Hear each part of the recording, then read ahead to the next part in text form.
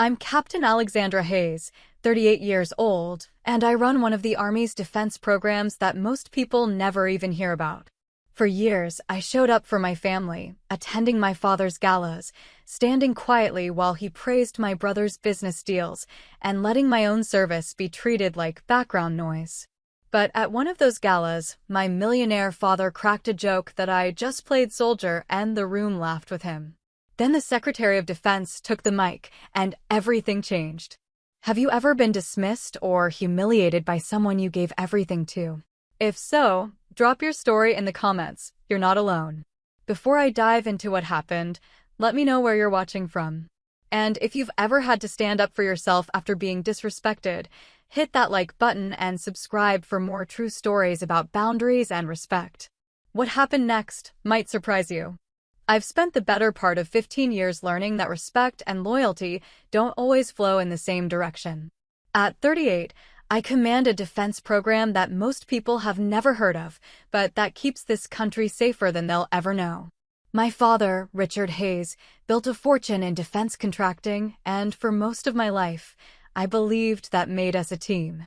Growing up in the Hayes household meant understanding that success had a very specific definition. Richard Hayes didn't measure achievement in medals or commendations or the quiet satisfaction of a job done right. He measured it in contracts signed, in profit margins, in the kind of wealth that bought respect at charity galas and political fundraisers. My brother Michael understood this from an early age. He joined the family business straight out of college, learned to speak my father's language of numbers and influence, and earned the kind of praise that came with quarterly reports and board meetings. I chose a different path. The Army called to me in ways that boardrooms never could. There was something about the clarity of military service, the way duty and honor weren't abstract concepts, but daily realities, that drew me in. My father never understood it, but he didn't oppose it either. In those early years, he seemed almost proud in his way. He'd introduce me at social events as my daughter, the officer, and there was a warmth in his voice that made me think he saw value in what I was building. The Hayes family had always been about image. My father understood that a daughter in uniform added a certain legitimacy to his defense contracting empire. It looked good having family members who served. It suggested that his business interests and his personal values aligned, that when he sold equipment to the military, it wasn't just about profit, it was about supporting the mission his own daughter had chosen. For years, I played my role willingly.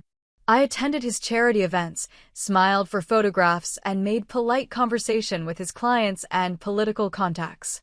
I covered for him when his schedule was too packed for family obligations, stepped in as the dutiful daughter when he needed someone to represent the family name. It never occurred to me that there was anything transactional about our relationship. I thought I was being loyal. I thought he appreciated my support. Michael and I had grown up close, despite the 7-year age gap between us. He was the golden child, the one who would carry on the family legacy, but he never made me feel like an outsider. When I commissioned as a second lieutenant, he was genuinely proud. When I made captain ahead of schedule, he celebrated with champagne and genuine enthusiasm. We were different people with different ambitions, but we were family. The shift began gradually. As Michael took on more responsibility in the business, as his contributions to the bottom line became more substantial, my father's praise for him grew more elaborate and more public. At family dinners, the conversation increasingly revolved around contracts Michael had secured, deals he'd negotiated, relationships he'd built with Pentagon procurement officials. My father would beam as he described how Michael was funding the Army through the defense contracts he managed. My own career progression seemed to register differently with him. When I was selected for advanced training programs, when I was assigned to increasingly critical positions, when my recommendations began shaping policy at levels far above my rank, my father would nod politely and change the subject. It wasn't that he disapproved, it was that he couldn't see how my achievements translated to the kind of success that mattered in his world. The Hayes family social circle reflected my father's values. His friends were executives, lobbyists, and politicians who understood power in terms of influence and wealth. In their conversations, Michael was a rising star, a young man who understood how to make things happen in Washington. I was Richard's daughter who played at being a soldier. I started noticing the subtle shifts in how I was introduced at events. Where once I had been Captain Hayes, my daughter the officer, I became my daughter Alexandra, with military service mentioned as an afterthought, if at all. When people asked about my work, my father would deflect with jokes about how I marched around in uniform, while Michael handled the real work of supporting the military through business. The rewriting of history was perhaps the most painful part. My father began telling people that he'd always encouraged both his children to get involved in defense work, suggesting that my military service was somehow an extension of the family business rather than my own calling. He spoke as if my career had been his idea, as if my achievements reflected his guidance rather than my own dedication and sacrifice. I told myself that it didn't matter. I was building something important, leading men and women who depended on my judgment, contributing to missions that saved lives and protected national interests. My father's approval had never been the goal, service itself was the reward. But families are complicated, and the need for recognition from the people who raised us runs deeper than professional satisfaction. Michael began adopting our father's perspective. At corporate events, he would speak about our family's commitment to defense, as if my military service was another arm of Hayes contracting rather than an independent career. He wasn't malicious about it. He genuinely seemed to believe that we were all part of the same enterprise, that his business success and my military achievements were different sides of the same coin. I stayed quiet through all of this. I attended the galas, smiled for the cameras, and maintained the image of family unity that my father valued so highly. When people asked about my work, I gave polite, general answers and redirected conversations back to topics that made everyone more comfortable. I told myself I was being professional, avoiding the kind of self-promotion that felt unseemly for an officer. But silence has its costs. By not speaking up, by not correcting the casual dismissals and subtle undermining, I allowed a narrative to take hold that reduced 15 years of military service to an interesting hobby. I let my father's version of our family story become the accepted truth, even when that truth bore no resemblance to reality. The charity gala circuit became a particular challenge. These events were important to my father's business, opportunities to network with decision-makers and demonstrate his family's commitment to supporting the military. My presence was expected, my participation assumed. I would stand beside him as he gave speeches about supporting our troops, knowing that privately he saw my service as less significant than Michael's business dealings. Looking back, I can see how the pattern established itself. I gave loyalty, attendance, and the kind of quiet support that kept the family image intact. In return, I received tolerance for my career choice and inclusion in family events, but not respect, not recognition, and certainly not the kind of pride my father showed when discussing Michael's achievements. It took a public humiliation in front of Washington's defense establishment to make me realize that the relationship I thought we had built on mutual respect and family loyalty had become something else entirely. The gala where everything changed was supposed to be another routine appearance, another evening of playing my role in the Hayes family performance. Instead, it became the night I learned exactly how little my father valued everything I'd built. The shift in my father's attitude toward my career became more pronounced as I advanced through the ranks. Each promotion, each new assignment, each recognition seemed to register with him not as an achievement, but as further evidence that I was straying from what he considered real success. By the time I made major, his dismissiveness had evolved from benign neglect to active undermining. Family dinners became exercises in careful navigation. Richard would hold court at the head of our dining room table, regaling us with stories from his business week, contracts secured, meetings with Pentagon officials, deals that would bring millions into Hayes contracting. Michael would contribute his own updates, describing negotiations he'd handled, relationships he'd cultivated, problems he'd solved. When the conversation turned to my work, the energy would shift perceptibly. "And what about you, Alex?" my father would ask, with the tone of someone checking a box rather than expressing genuine interest. "Still enjoying your time in the service?" The phrasing itself was telling. Not, how's your career progressing, or what are you working on, but still enjoying your time, as if military service were a phase I was going through rather than the central focus of my professional life. When I would try to share details about my assignments, about the programs I was developing or the responsibilities I was taking on, his attention would visibly wander. He would nod politely while checking his phone or glancing at Michael with the expression of someone waiting for a more interesting conversation to begin. The contrast was stark and deliberate. When Michael spoke about a new contract, Richard would lean forward, ask detailed questions, offer strategic advice. He would beam with pride as he described to friends how his son was funding the army through the sophisticated defense deals he managed. Michael's achievements were dissected and celebrated, analyzed for their broader implications, held up as evidence of the Hayes family's contribution to national security.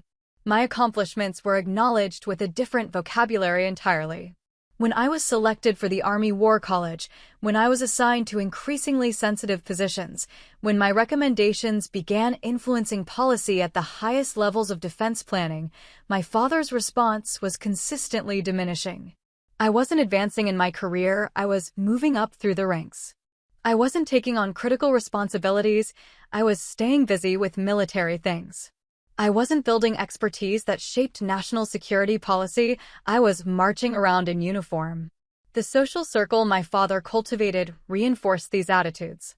Hayes' contracting success had opened doors to Washington's defense establishment, and Richard had built relationships with executives, lobbyists, and politicians who shared his worldview. In their conversations, value was measured in dollars and influence, in contracts awarded and access granted. Michael fit seamlessly into this world. He spoke their language, understood their priorities, and could contribute meaningfully to discussions about the business side of defense policy. I was an anomaly in these circles. My perspective was operational rather than commercial, focused on mission effectiveness rather than profit margins. When defense contractors gathered to discuss market opportunities, I had little to contribute. When lobbyists strategized about upcoming appropriations bills, my insights were irrelevant. I wasn't part of the ecosystem that mattered to my father's professional relationships. Richard began introducing me differently at his social events. Where once I had been Captain Hayes, my daughter who serves with distinction, I became simply my daughter Alexandra, with military service mentioned only if directly asked about. He would deflect questions about my work with dismissive comments about how I had chosen to serve in my own way, while Michael handled the serious business of supporting the military through contracting. The rewriting of family history became more systematic. In conversations with his business associates, Richard would present our family's involvement in defense as a coordinated effort, with Michael handling the commercial side and me providing insider knowledge of military culture. He suggested that my career path had been his strategic recommendation, that he had encouraged me to join the Army to better understand the customer base for Hayes contracting services. This revisionist narrative served his purposes perfectly. It maintained his image as a patriarch who had guided both children toward careers that served the family business interests. It positioned my military service as an extension of Hayes Contracting's mission rather than an independent calling. Most importantly, it allowed him to take credit for my achievements while simultaneously minimizing their significance. Michael gradually adopted this perspective. He began speaking about our family's integrated approach to defense work, as if my military career and his business success were components of a single strategy. At corporate events, he would reference having a sister in the Army as evidence of the family's deep understanding of military culture and needs. He wasn't consciously dismissive of my achievements, but he had internalized the idea that they were valuable primarily for how they enhanced the family business. The most painful aspect of this transformation was watching it happen without any acknowledgement from either of them that anything had changed. Richard and Michael genuinely seemed to believe that their evolving narrative was accurate, that my military service had always been understood in the context of supporting the family's defense industry involvement. They weren't deliberately rewriting history. They had convinced themselves that this had always been the story. Professional recognition outside the family began to highlight the disconnect. When I was selected for senior-level assignments, when military publications featured my work, when Pentagon officials sought my input on critical programs, the achievements seemed to register with my father as interesting anomalies rather than evidence of career progression. He would congratulate me politely, but without the enthusiasm he showed for Michael's business successes. The comparison became more explicit over time. At family gatherings, Richard would openly contrast our career paths, praising Michael for his business acumen while describing my service in terms that suggested it was less substantial. "Michael deals with the real work," he would say, "while Alex just marches around in uniform." The comment was presented as light-hearted family teasing, but the underlying message was clear and consistent. I maintained my silence through all of this, telling myself that family harmony was more important than personal recognition. I continued attending Richard's social events, continued playing the role of the dutiful daughter who supported the family's public image. When people asked about my military service, I gave brief, modest responses that didn't challenge the narrative my father preferred. I convinced myself that I was being professional by not promoting my own achievements or correcting misperceptions about my career. But silence enabled the narrative to solidify. By not speaking up, by not correcting the casual dismissals and systematic undermining, I allowed my father's version of our family story to become accepted truth. My military service became a footnote in the Hayes contracting success story rather than an independent achievement worthy of respect and recognition. The warning signs were there, growing more obvious with each family dinner, each social event, each casual dismissal of my career. But I was invested in maintaining the relationships that had defined my family identity for 38 years. I told myself that my father's approval wasn't necessary for my professional satisfaction, that the respect of my military colleagues was more important than recognition from someone who couldn't understand the value of service over profit. I was wrong about many things, but mostly I was wrong about the cost of that silence. The Willard Intercontinental's ballroom had been transformed into Richard Hayes's vision of Washington power. Crystal chandeliers cast warm light over tables arranged with military precision, each place setting polished to perfection. The charity gala was his signature event, an annual demonstration of Hayes Contracting's commitment to supporting veterans' causes and, more importantly, an opportunity to showcase his influence within the defense establishment. I stood near the back of the room, watching my father work the crowd with practiced ease. At 62, Richard Hayes commanded attention effortlessly. His handshake was firm, his smile genuine enough to seem real, and his ability to remember personal details about everyone from Pentagon procurement officers to congressional staffers was genuinely impressive. This was his element, a room full of people who mattered, conversations that could influence policy and contracts, the kind of networking that translated directly to business success. Michael moved through the crowd with similar confidence, though his approach was more contemporary. Where Richard projected old-school authority, Michael radiated the kind of smooth professionalism that his generation had perfected. He was discussing market trends with a group of defense executives when I caught his eye across the room. He nodded briefly, acknowledging my presence without breaking from his conversation. I had arrived in uniform, as expected.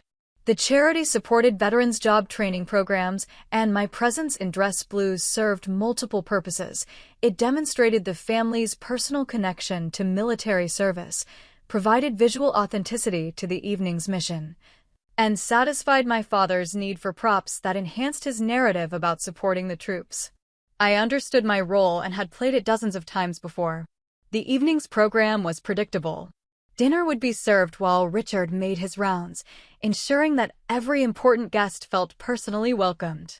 After dessert, there would be speeches, first from a general or senior Pentagon official thanking Hayes Contracting for its support, then from a program beneficiary describing how the charity's assistance had changed their life, and finally from Richard himself, delivering the kind of remarks that balanced humility with pride, service with success.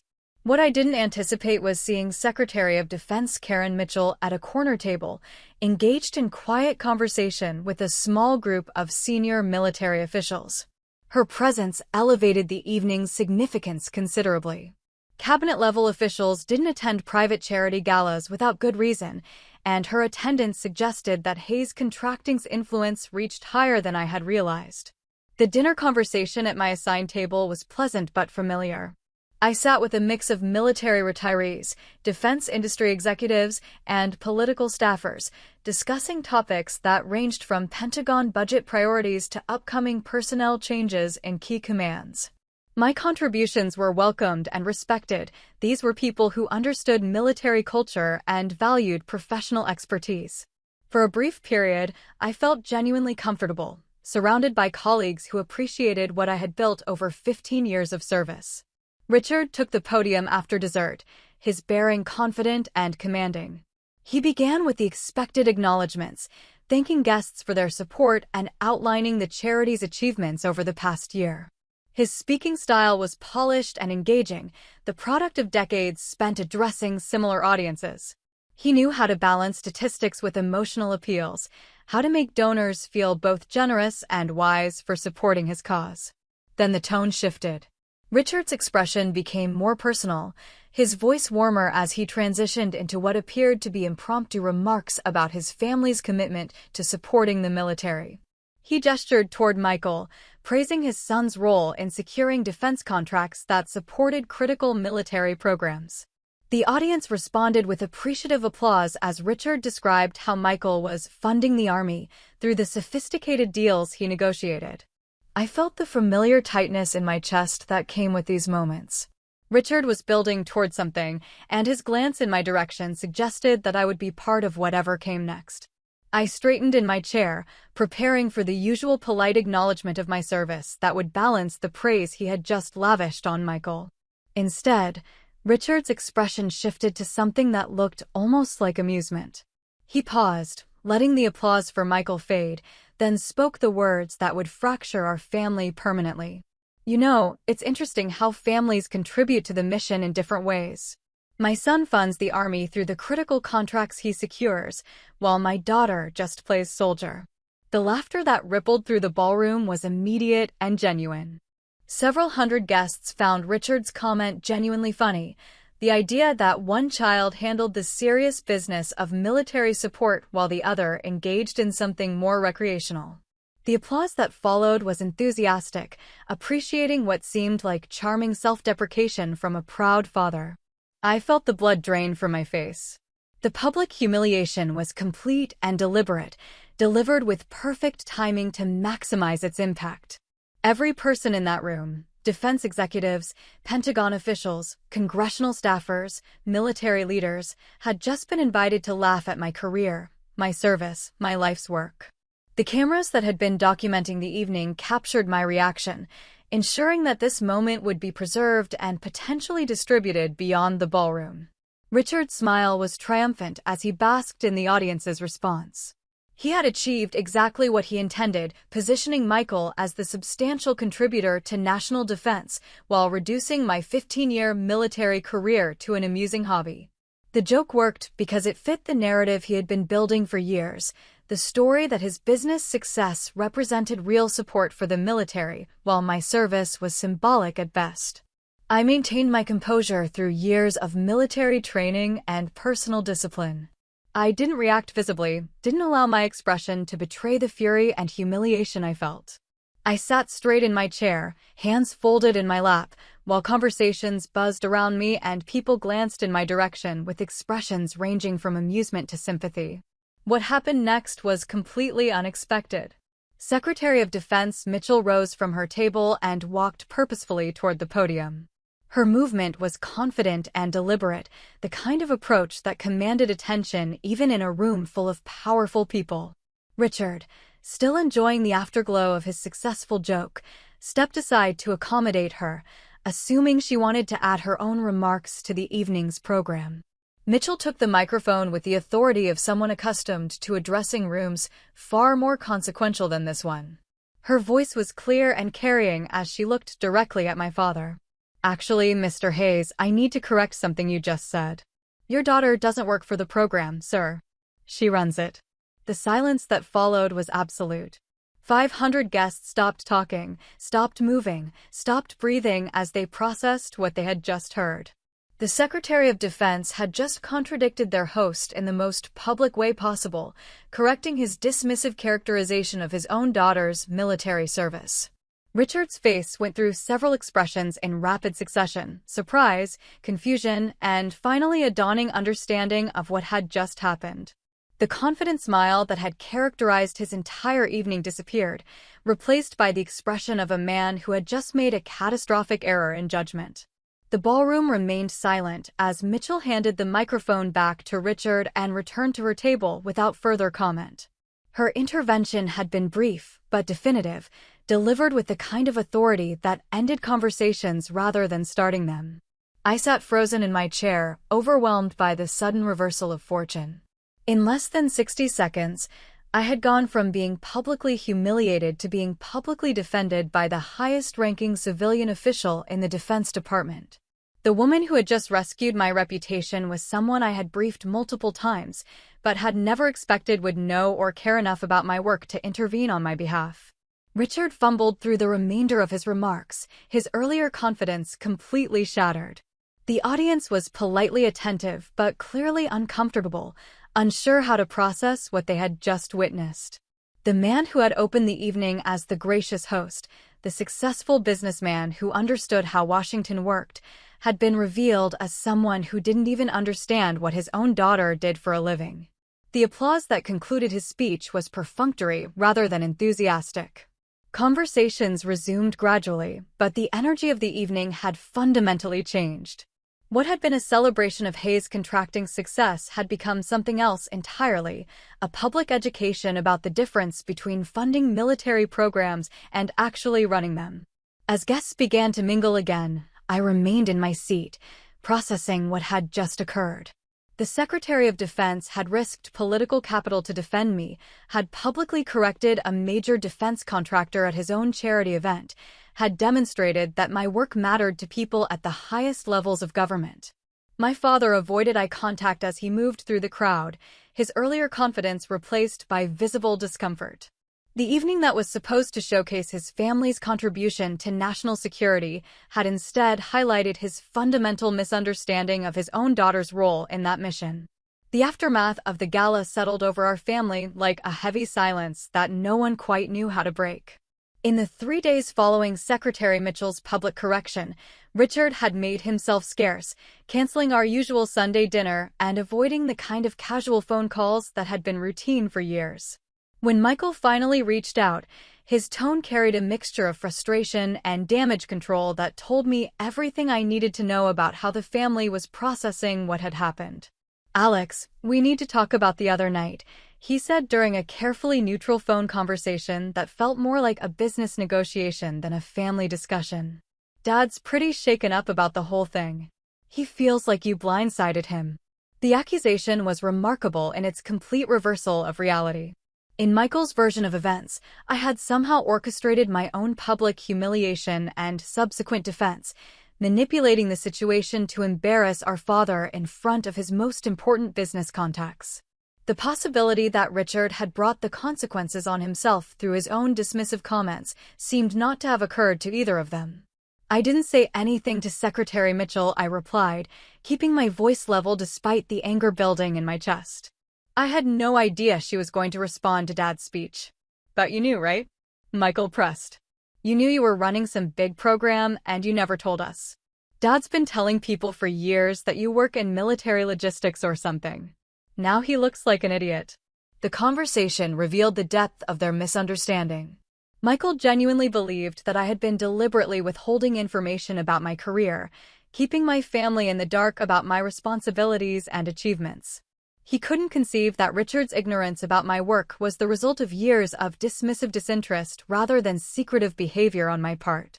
"I've tried to talk about my work," I said, remembering countless family dinners where my attempts to share professional updates had been met with polite disinterest and rapid subject changes.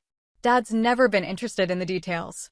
"Well, maybe you should have been more specific," Michael replied, his tone suggesting that I bore responsibility for our father's misconceptions. "Maybe you should have made it clear that you were running something important instead of just talking about military stuff all the time." The phrase stung because it captured exactly how my family had categorized my entire career as undifferentiated military stuff rather than specific achievements and responsibilities that deserved recognition and respect. Michael's frustration wasn't about my failure to communicate. It was about my failure to protect the family narrative that positioned his business success as more significant than my military service. "This whole thing is unnecessary drama," he continued, warming to his theme. "Dad's embarrassed, his business relationships are awkward, and for what? So you can prove a point about your job?" The characterization of Secretary Mitchell's intervention as drama created by me was breathtaking in its selfishness. Michael couldn't see past the inconvenience that public truth had created for the family's preferred fiction. The possibility that I had been hurt by years of dismissive treatment, that I deserved better than being reduced to a punchline at my father's charity gala, was irrelevant compared to the damage done to Richard's reputation. I ended the conversation without resolution, knowing that further discussion would only deepen the gulf that had opened between us. Michael's loyalty was to the family system that benefited him, not to any principles of fairness or truth that might complicate that system. He wanted me to apologize for the embarrassment my achievements had caused, to smooth over the awkwardness created by Secretary Mitchell's public correction. The days that followed were marked by a peculiar isolation. Colleagues at work congratulated me on the recognition, having heard about the evening through Washington's military gossip network. Word had spread quickly that the Secretary of Defense had publicly defended an Army captain against her own father's dismissive comments, and the story was generally interpreted as evidence of high-level respect for my work. But the professional validation only highlighted the personal cost of the evening. The people who worked with me understood the significance of what had happened. My own family saw it as an inconvenient complication of their preferred narrative. I had spent 15 years building a career that mattered, earning respect from the highest levels of government, and my father's first instinct was to view that success as embarrassing rather than celebrated. Major Daniel Ortiz found me in my office on Thursday afternoon, bringing coffee and the kind of direct conversation that had characterized our friendship since we'd served together in Afghanistan 7 years earlier. Daniel understood military culture and family dynamics in ways that made him an ideal confidant for situations like this. "So I heard your dad learned something interesting about your job this weekend," he said, settling into the chair across from my desk with an expression that balanced sympathy with barely contained amusement. "Secretary Mitchell didn't have to do that," I replied, though even as I said it, I knew I was grateful that she had. "It just made everything more complicated." "Complicated for who?" Daniel asked. "Complicated for your dad, who's been dismissing your career for years.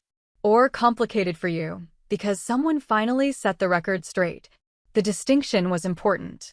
The complexity wasn't inherent in the situation. It was created by a family system that preferred comfortable fiction to uncomfortable truth. Secretary Mitchell's intervention had been necessary precisely because years of polite silence had allowed my father's misconceptions to become entrenched and public. "He's my father," I said, falling back on the loyalty that had guided my behavior for 38 years. "I don't want to humiliate him." "Alex, he humiliated you," Daniel replied, his voice gentle but firm. "In front of 500 people, including some of the most senior leaders in defense policy. He reduced 15 years of distinguished service to a joke, and he did it deliberately. Secretary Mitchell just reminded everyone in that room of who you actually are." The conversation forced me to confront the reality I had been avoiding. My father's comment hadn't been an innocent mistake or poor word choice. It had been a calculated attempt to diminish my achievements in service of elevating Michael's business success. He had used me as a prop in his own narrative, secure in the knowledge that I would maintain the family loyalty that had always protected him from consequences. But Secretary Mitchell had disrupted that calculation. She had reminded the room that respect must be earned rather than assumed, that achievements speak louder than family connections, and that truth matters more than convenient fiction. Her intervention had been brief but definitive, exactly the kind of leadership that had made her one of the most respected figures in government. "The thing is," Daniel continued, "your dad's not angry because he was wrong about your job. He's angry because he got caught being wrong in front of people who matter to his business. This isn't about family relationships, it's about his professional embarrassment. The insight crystallized something I had been struggling to articulate. Richard's avoidance since the gala wasn't motivated by shame about how he had treated me or remorse about publicly dismissing my career. It was motivated by embarrassment about how his ignorance had been exposed to his most important business contacts. His concern was reputational rather than relational. Michael's frustration followed the same pattern. His anger wasn't about the unfairness of my treatment or the years of dismissive comments I had endured. It was about the inconvenience that truth had created for the family's business interests. He wanted me to minimize the significance of what had happened, to help restore the narrative that positioned our family's defense industry connections as more important than my military service. "So, what do you do now?" Daniel asked. The question hung in the air as I considered options that all seemed to carry significant costs. I could apologize for the embarrassment my achievements had caused, restore family harmony by accepting responsibility for their misconceptions about my career. I could maintain the silence that had characterized my response to years of dismissive treatment, allowing the family system to reset itself without addressing the underlying problems. Or I could acknowledge that respect can't be negotiated or earned through accommodation. I could recognize that people who truly care about your well-being don't ask you to minimize your achievements to protect their comfort. I could accept that family loyalty should flow both ways, and that relationships built on one-sided sacrifice aren't sustainable or healthy. The decision, when it came, felt less like a choice than a recognition of what had already changed. Secretary Mitchell's intervention hadn't created the problems in my family relationships. It had revealed problems that had been building for years. The gala had simply made visible the reality that my father valued his business image more than his daughter's dignity, and that Michael prioritized family convenience over family fairness. I wasn't ready to burn bridges, but I was ready to stop building them by myself. The phone call came on a Tuesday morning, Richard's voice carrying the particular tone of frustrated authority that had characterized his approach to family management throughout my childhood. He wasn't calling to apologize or acknowledge what had happened at the gala. He was calling to manage a situation that had become inconvenient for his business relationships. "Alex, I need you to understand something," he began without preamble. "This whole thing with Secretary Mitchell has created problems for me. People are asking questions, making assumptions about our family dynamics. I need you to help me fix this." The request was classic Richard Hayes, acknowledging a problem only in terms of its impact on his interests, seeking solutions that restored his comfort rather than addressing underlying issues. He wanted me to participate in damage control, to help rebuild his reputation without examining why it had been damaged in the first place. "What kind of problems?" I asked, though I suspected I already knew the answer. "Business problems," he replied, his voice tight with frustration. "The Brennan Group wants to know why the Secretary of Defense felt the need to correct me about my own daughter's career. Senator Walsh's chief of staff asked me yesterday if there were family tensions that might affect our lobbying strategy. I'm getting questions I shouldn't have to answer." The litany of professional consequences was revealing. Richard's embarrassment wasn't about how he had treated me or what his comments had revealed about his understanding of my career. He was concerned about how the incident had affected his business relationships, how his professional credibility had been damaged by his ignorance about his own daughter's achievements. "Dad, maybe the solution is just being more accurate about what I do," I suggested, keeping my voice neutral despite the anger building in my chest. "That's not the point," he snapped. "The point is that you made me look bad in front of 500 people. You could have warned me that you were running some important program. You could have prepared me instead of letting me walk into that situation blind."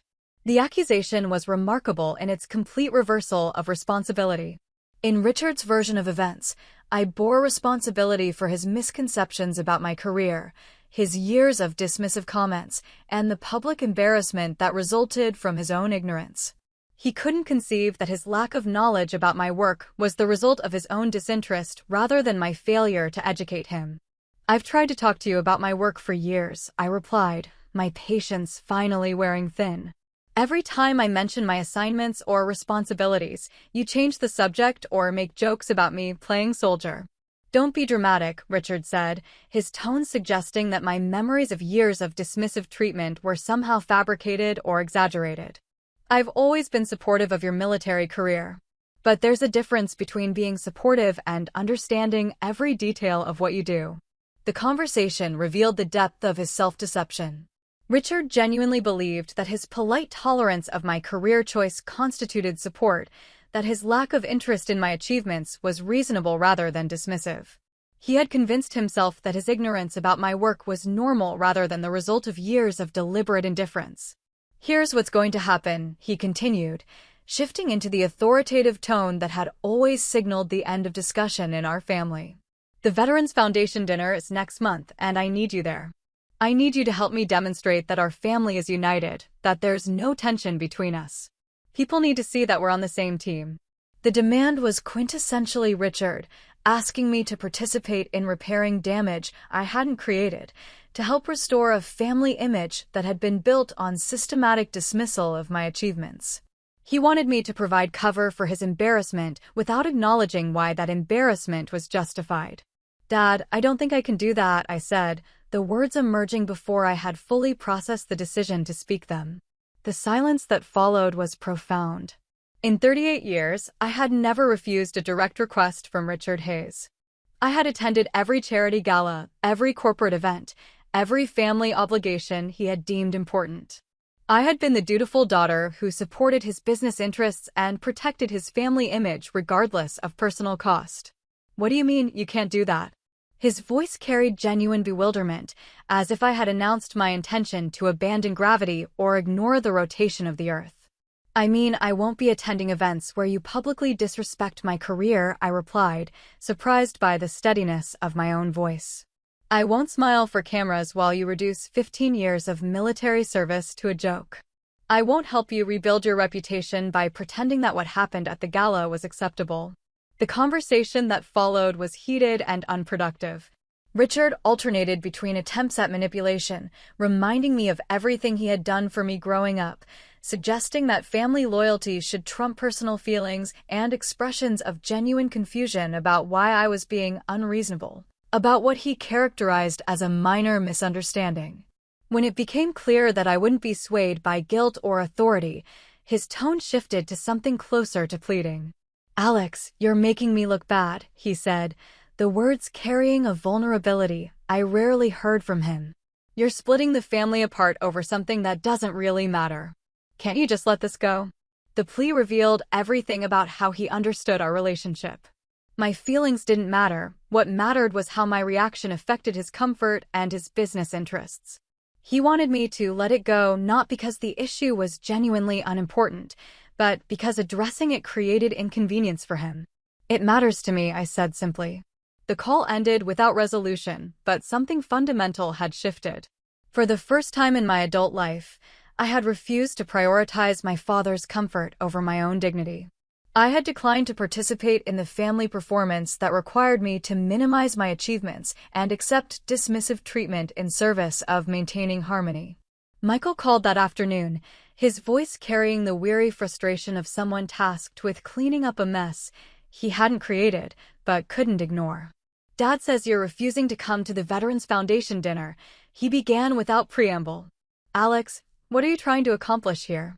You're making everything harder for everyone. The characterization was telling. In Michael's view, my decision to establish boundaries was the source of family difficulty rather than a response to years of dismissive treatment. He couldn't see past the inconvenience my boundaries created to consider whether those boundaries might be justified. I'm not trying to accomplish anything, I replied. I'm just not willing to be publicly disrespected anymore. It was one comment, Michael said, his tone suggesting that I was overreacting to a minor incident. Dad didn't mean anything by it. You know how he is at these events, he's just trying to entertain people. The minimization was consistent with how my family had always handled conflict. Any concern I raised was characterized as oversensitivity. Any boundary I attempted to establish was dismissed as unnecessary drama. Michael genuinely seemed to believe that years of dismissive comments and systematic undermining could be excused as entertainment. Michael, would you accept being publicly mocked at your own industry events? I asked. Would you smile and attend dinners where Dad joked about your work being unimportant? The question seemed to catch him off guard. He paused, apparently considering for the first time how he might feel if our roles were reversed, if his business success was consistently minimized while my military achievements were celebrated. That's different, he said finally. My work directly supports the family business. We're all on the same team. The response revealed the depth of his blind spot. Michael couldn't conceive that my military service had value independent of its relationship to Hayes' contracting interests. In his worldview, achievements mattered only insofar as they contributed to the family's business success, and since my career didn't directly benefit their bottom line, it was inherently less significant. We're supposed to be on the same team, I corrected. But teams support all their members, not just the ones who generate revenue. The conversation continued for another 20 minutes, with Michael alternating between attempts at guilt-tripping, reminding me of family obligations and shared history, and expressions of genuine confusion about why I was being so stubborn about what he saw as a minor family disagreement. When he finally accepted that I wouldn't change my position, his tone shifted to something closer to resentment. Fine, he said. But don't expect Dad to just get over this. You're asking him to admit he was wrong in front of his entire professional network. You're asking him to damage his business relationships to protect your feelings. The framing was remarkable in its complete inversion of reality. I wasn't asking Richard to damage his business relationships. I was asking him to stop using me as a prop in maintaining those relationships. I wasn't demanding that he admit wrongdoing to his professional network. I was declining to help him cover up his ignorance about his own daughter's career. But Michael couldn't see the distinction. In his view, my refusal to participate in damage control was equivalent to an attack on the family's business interests. My decision to establish boundaries was an act of disloyalty rather than self-protection. The weeks that followed my decision were marked by a strange sense of relief mixed with profound sadness. I had spent 15 years building a military career while simultaneously managing family relationships that required me to minimize my achievements and accept dismissive treatment. For the first time, I was prioritizing my own dignity over family harmony, and the freedom was both exhilarating and isolating. Colleagues at work noticed the change in my demeanor. Major Ortiz commented that I seemed more confident, less apologetic about taking credit for my achievements. Other officers who had heard about the Gala incident expressed support for my decision to establish boundaries with family members who didn't respect my service. The military community, it turned out, had been watching my situation with more interest than I had realized. Several senior officers shared stories about their own struggles with family members who didn't understand or value military service. The consensus was clear: respect must be mutual, and relationships that require you to diminish your achievements aren't worth maintaining at any cost. But professional support couldn't eliminate the personal loss I felt.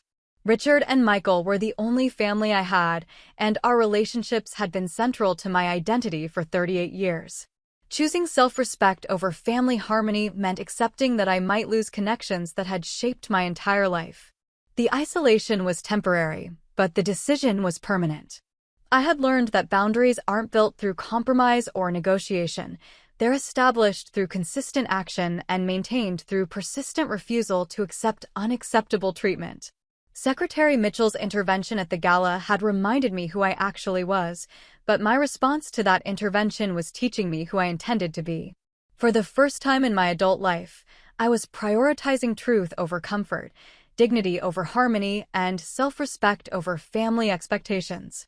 The cost was significant, but the alternative, continued participation in a family system that required me to diminish my achievements and accept dismissive treatment, had become intolerable. The consequences of my decision rippled through Richard's world in ways that became apparent gradually, like cracks spreading through a foundation under stress. The Veterans Foundation dinner proceeded without my attendance, but my absence was noted by people who mattered to my father's business relationships. When the daughter of a major defense contractor declines to attend a military charity event, questions get asked. Word traveled through Washington's defense establishment with the peculiar efficiency that characterizes gossip in small, interconnected communities. The story of Secretary Mitchell's correction at the Hayes Gala had already circulated among Pentagon officials and congressional staffers. My subsequent absence from Richard's signature charity events added another layer to a narrative that was becoming increasingly uncomfortable for him. Senator Walsh's chief of staff, Maria Santos, made inquiries that reached me through professional channels. She wanted to understand whether there were family dynamics that might affect Hayes Contracting's effectiveness as a lobbying organization. The question was carefully phrased but unmistakably clear. She was evaluating whether Richard's personal relationships created professional liabilities. The Brennan Group, one of Hayes Contracting's most important clients, requested a meeting with Richard to discuss strategic communications concerns. Their primary worry wasn't about my father's business confidence, but about his credibility when representing their interests to Pentagon officials who clearly held his daughter in higher regard than he had demonstrated. Michael found himself fielding questions from potential clients who had heard various versions of the Gala story. Some were curious about the family dynamics that had led to such a public correction by the Secretary of Defense. Others wondered whether Hayes Contracting's leadership truly understood the military culture they claimed to represent. The inquiries weren't hostile, but they were persistent and increasingly difficult to dismiss. Richard's reputation had been built on his ability to navigate Washington's defense establishment with insider knowledge and sophisticated understanding of military priorities. The revelation that he didn't even understand his own daughter's role in that establishment raised questions about the depth of his expertise. More damaging than the questions was the subtle shift in how Richard was perceived within his professional circles. Where once he had been seen as a savvy businessman with valuable military connections, he was increasingly viewed as someone whose credibility was suspect. The man who had been corrected by the Secretary of Defense about his own daughter's career was not someone who inspired confidence in his understanding of complex defense issues. The damage was compounded by Richard's own response to the situation. Rather than acknowledging his ignorance and working to better understand my career, he had chosen to characterize the entire incident as a family disagreement blown out of proportion. His attempts at damage control focused on minimizing the significance of what had happened rather than demonstrating improved knowledge of military affairs. This approach backfired spectacularly. Defense industry professionals who might have forgiven an honest mistake were less sympathetic to someone who seemed unable to learn from his errors. Richard's insistence that the Gala incident was insignificant suggested either continued ignorance about military culture or deliberate disrespect for his daughter's service. Neither interpretation enhanced his professional credibility. Michael began experiencing collateral damage in his own business relationships. Several Pentagon procurement officials made pointed comments about family communication issues during meetings about potential contracts. The subtext was clear. If Hayes Contracting's leadership couldn't maintain basic awareness of their own family members' military roles, how could they be trusted to understand the complex needs of defense programs? Meanwhile, my own professional standing was enhanced by the attention the incident had generated. Senior military leaders who had previously known my work only through briefings and reports were now personally aware of my role in critical defense programs. Secretary Mitchell's public defense of my achievements had elevated my profile within the Pentagon and across the broader defense establishment. The contrast between my rising reputation and Richard's declining credibility created a feedback loop that amplified both trends. Military officials who respected my work were less inclined to take Hayes Contracting seriously when Richard's ignorance about my career became known. Defense contractors who valued Pentagon relationships were more cautious about associating with a lobbying firm whose leader had been publicly corrected by the Secretary of Defense. 3 months after the Gala, the full scope of the professional consequences became clear. Hayes Contracting lost 2 significant clients who cited strategic realignment as their reason for terminating contracts. The Brennan Group reduced their retainer and shifted primary responsibility for Pentagon outreach to a competing firm. Several potential new clients who had been in advanced negotiations decided to pursue other representation. Richard's response to these setbacks was characteristic. He blamed everyone except himself for the problems that had developed. In conversations with Michael, He attributed the business losses to political changes in the Pentagon, to competitors spreading rumors, to the general difficulty of maintaining client relationships in a rapidly evolving defense market. What he couldn't acknowledge was that his professional problems stemmed directly from his personal failures.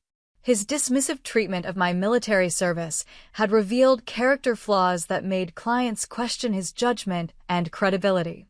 His inability to learn from the Gala incident had demonstrated a lack of adaptability that worried potential customers.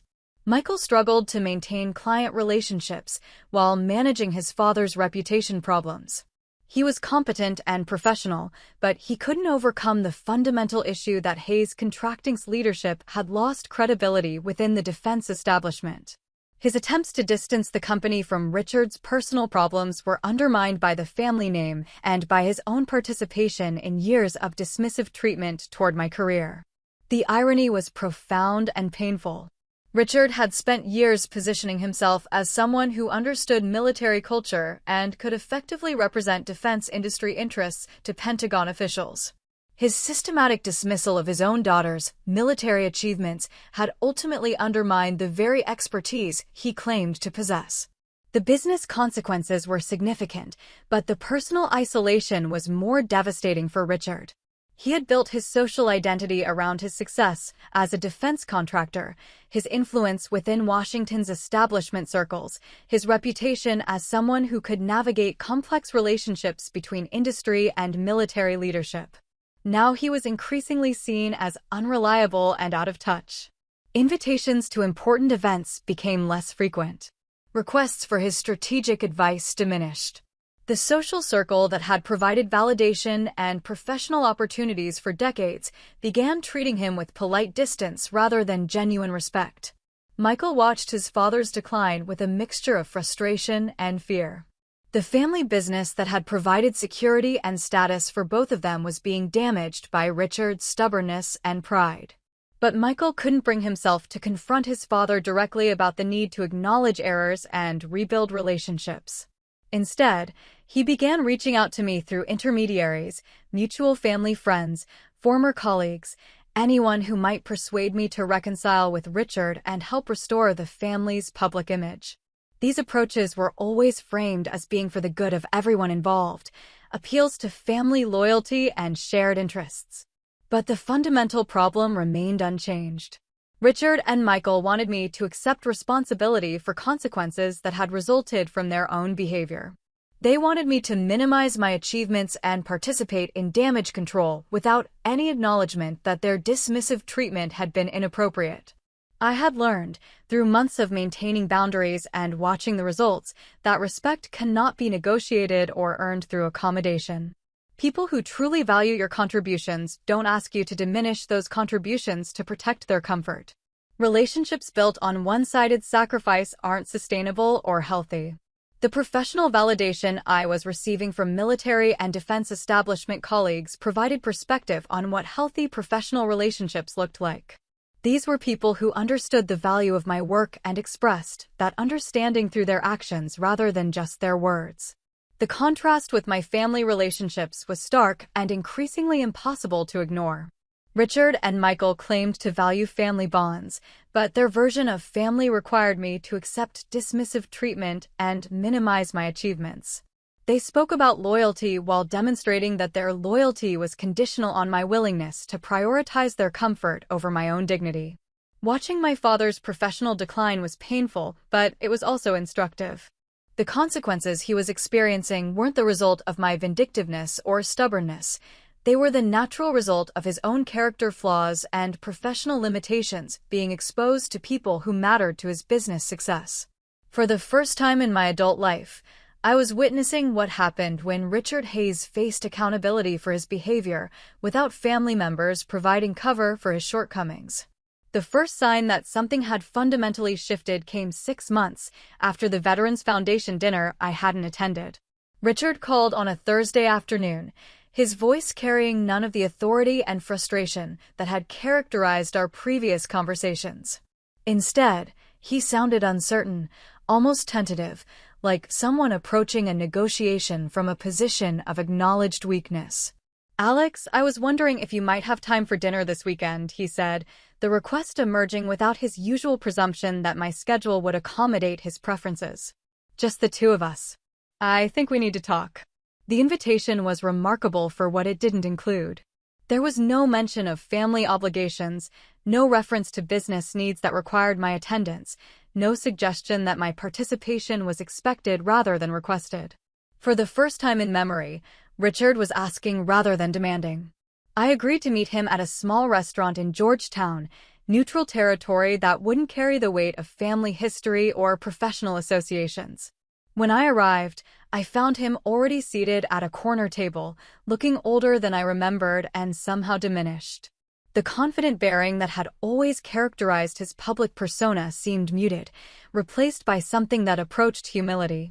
"Thank you for coming," he said as I sat down, the words carrying genuine gratitude rather than the perfunctory politeness I had expected. "I wasn't sure you would." The conversation that followed was unlike any we had ever had.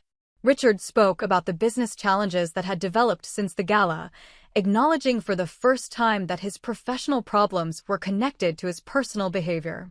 He described losing clients, facing questions about his credibility, watching relationships that had taken decades to build become strained and uncertain. "I've been thinking about what Secretary Mitchell said that night," he continued, his voice careful and measured.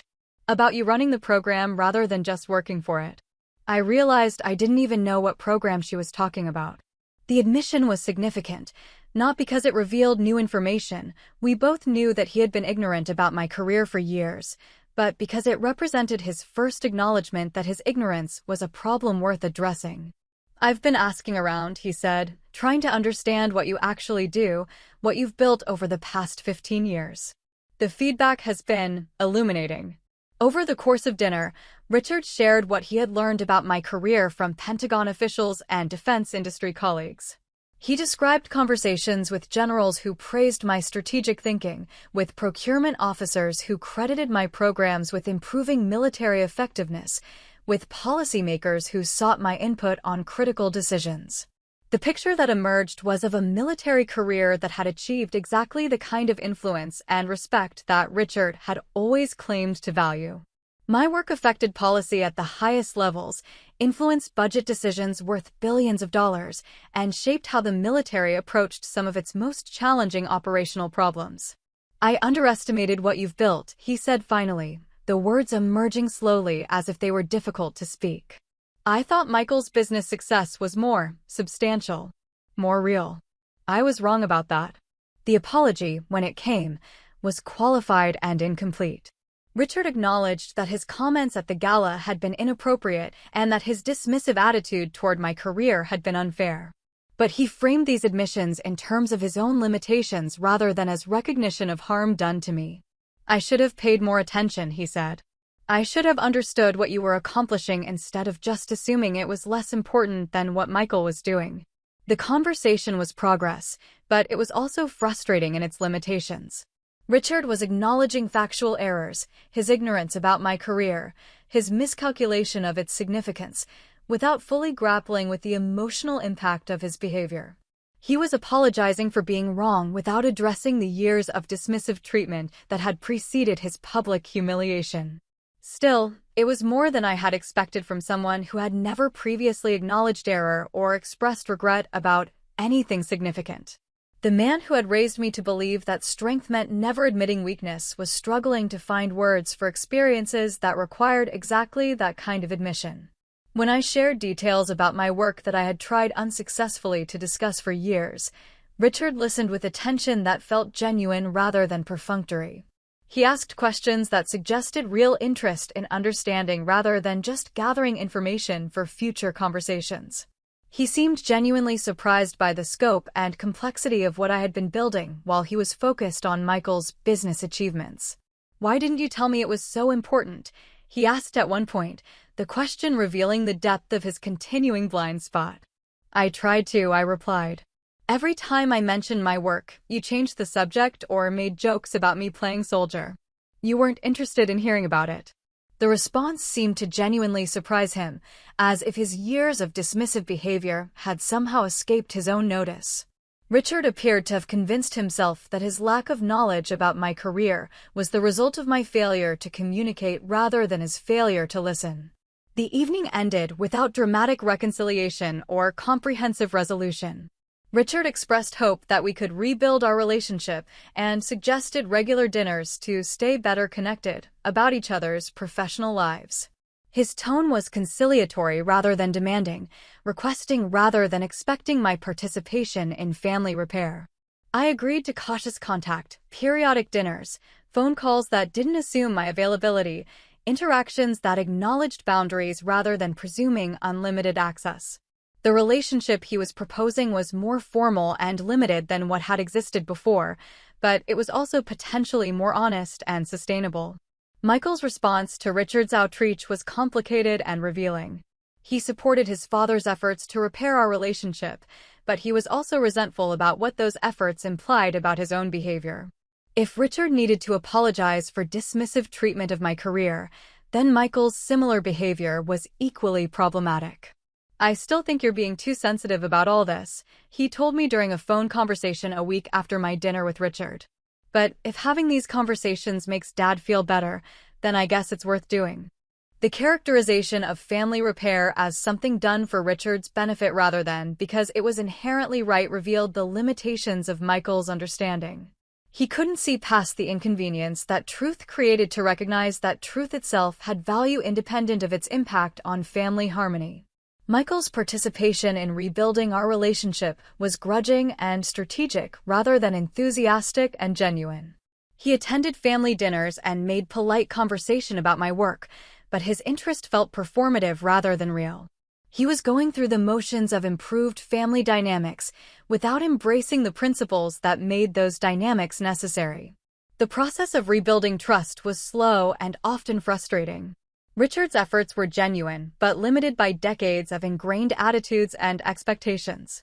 He had spent my entire adult life believing that his business success made him the most important member of our family, and shifting that perspective required consistent work that didn't come naturally to him. But the effort itself was meaningful. Richard was attempting to understand and acknowledge experiences that had been invisible to him for years. He was asking questions, listening to answers, and demonstrating through his behavior that my career mattered to him in ways that went beyond its utility for his business interests. The relationship that was emerging was more honest, but also more fragile than what had existed before. It required active maintenance rather than family loyalty as its foundation.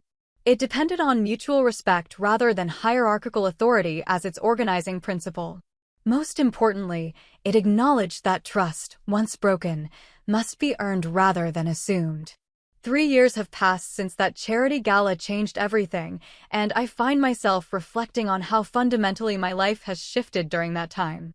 Captain Alexandra Hayes has become Colonel Alexandra Hayes, a promotion that came with expanded responsibilities and recognition that extends far beyond the Pentagon walls where my career began. The program I run now influences defense policy across multiple agencies and has earned respect from military and civilian leadership at the highest levels of government. The professional validation I receive today comes from people who understand the complexity and importance of what my team accomplishes every day. When I brief congressional committees, when I present strategic recommendations to Joint Chiefs, when I coordinate with allied military leaders, I do so with the confidence that comes from knowing my expertise is valued and my judgment is trusted. This is what respect looks like when it's freely given rather than grudgingly negotiated. Richard has mellowed in ways that surprise me. Our monthly dinners have become genuine conversations rather than the performative family interactions that characterized our relationship for so many years. He asks detailed questions about my work and listens to the answers with attention that feels real rather than obligatory. When he speaks about my achievements to his business associates, he does so with accuracy and something that approaches pride. The change in him wasn't sudden or complete. There were months of awkward conversations, tentative apologies, and careful boundary testing as we figured out how to relate to each other as adults with mutual respect rather than as parent and child locked in familiar patterns of authority and accommodation. Richard struggled with the realization that respect must be earned rather than commanded, that relationships require ongoing maintenance rather than just historical loyalty. But he learned, gradually and sometimes reluctantly, that dismissive treatment creates lasting damage that can't be repaired through authority or guilt.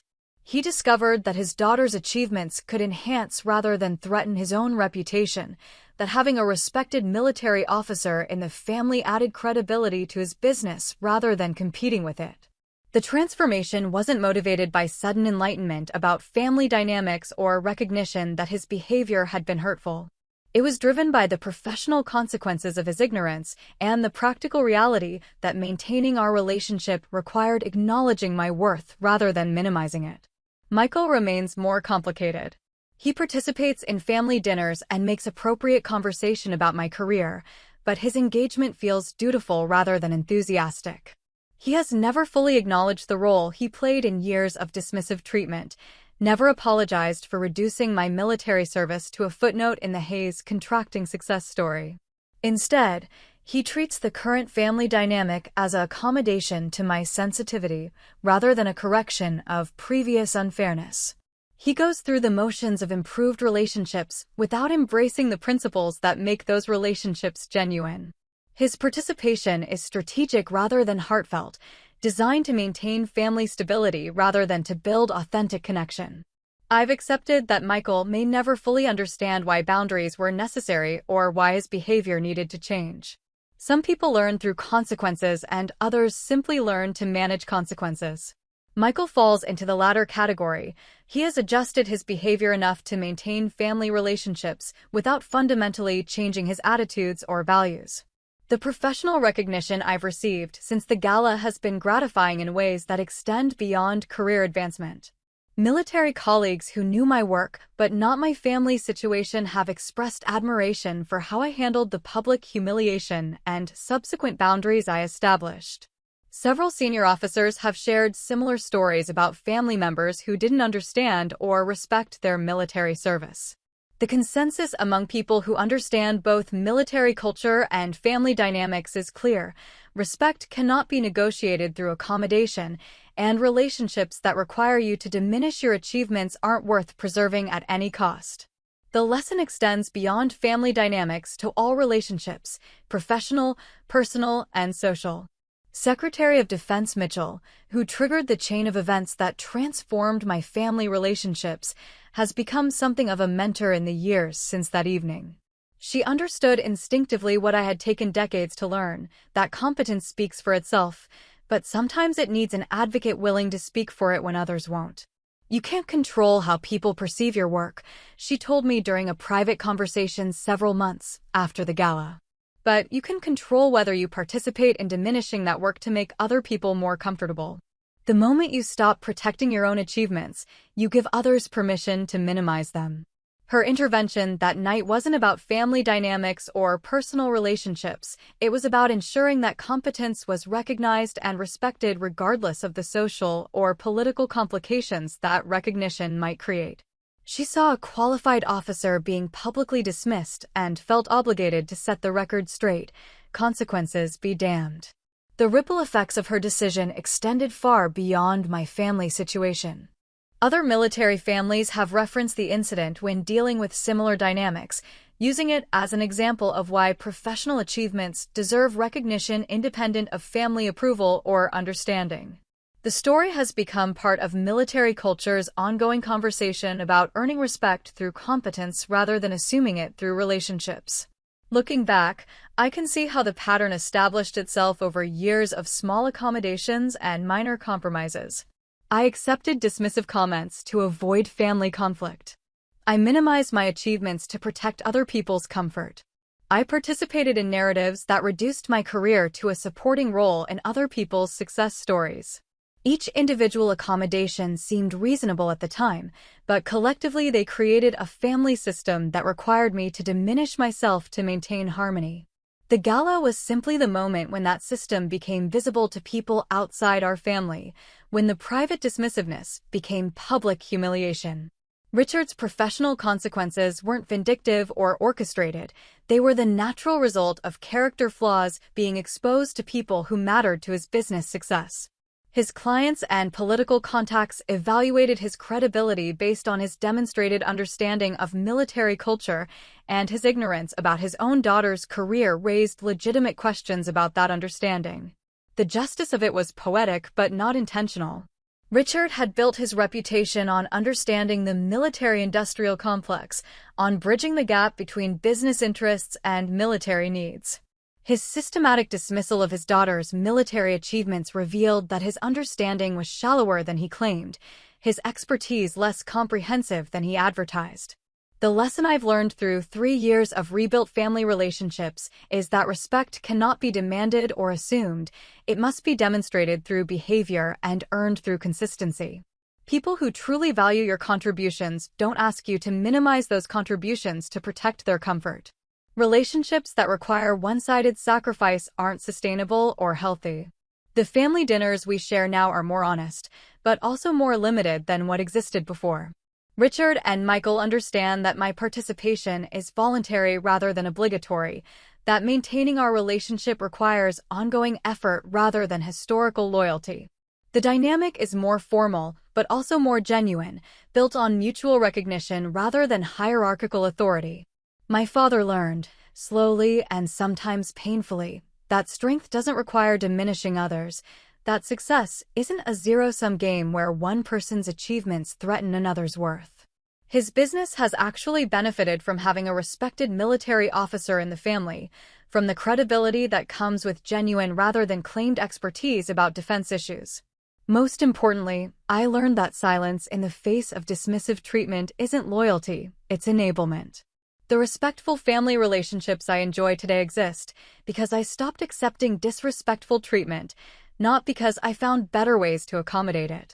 Sometimes the silence of a humbled room says more than years of applause ever could. Sometimes respect begins with the simple recognition that certain treatments are unacceptable, certain boundaries are non-negotiable, and certain truths are worth defending regardless of the discomfort they create. The woman who runs critical defense programs today does so with the confidence that comes from knowing her worth isn't subject to family approval or social validation. That confidence was earned through years of quiet service, but it was claimed on a single evening when someone with authority chose truth over comfort, competence over convenience, and respect over harmony. 3 years later, I'm still grateful for that choice and proud of the choices it taught me to make for myself. If this hit close to home, stick around, there's more coming. Tap like, subscribe, and share this with someone who needs a push to set boundaries. Quick questions for you. Have you ever been publicly minimized by family? What did you do in the moment? Did anyone step in for you, or did you have to speak up yourself? Where's the line for you, private conversation or strategic distance? If you could say one sentence to my father at that gala, what would it be? And where are you tuning in from? Drop your answers in the comments, I read them all.